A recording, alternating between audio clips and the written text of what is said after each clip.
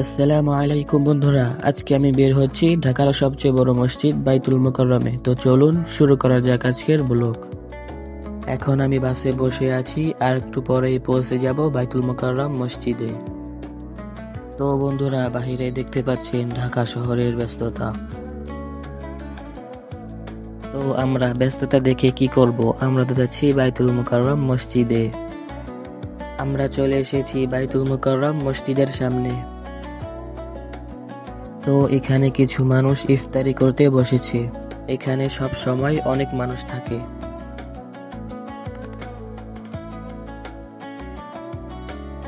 এটা হলো মসজিদের গেট। এখন আমরা মসজিদের ভিতরে। এখানে কিছু মানুষ নামাজ পড়তেছে, আবার কিছু মানুষ শুয়ে আর বসে আছে। জায়গাটা অনেক বড়। এটা হলো মসজিদের বারান্দা। এখানে কিছু মানুষ হাঁটতেছে, আবার কিছু মানুষ নামাজ পড়তেছে।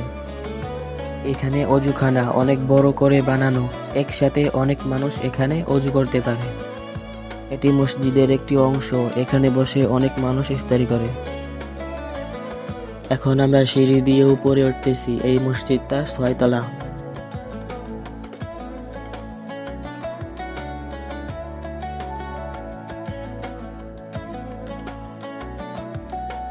এইটা উপরের তলা, এখানেও নামাজ পড়ার জায়গা আছে। মসজিদটা অনেক বড়।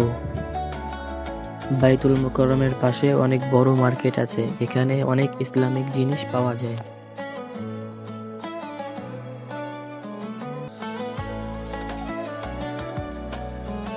তো বন্ধুরা, আজকে আমরা ঘুরলাম বাইতুল মোকাররম মসজিদে। ভিডিওটি ভালো লাগলে লাইক কমেন্ট করবেন আর সাবস্ক্রাইব করতে ভুলবেন না। তো বাই বাই, আল্লাহ হাফেজ।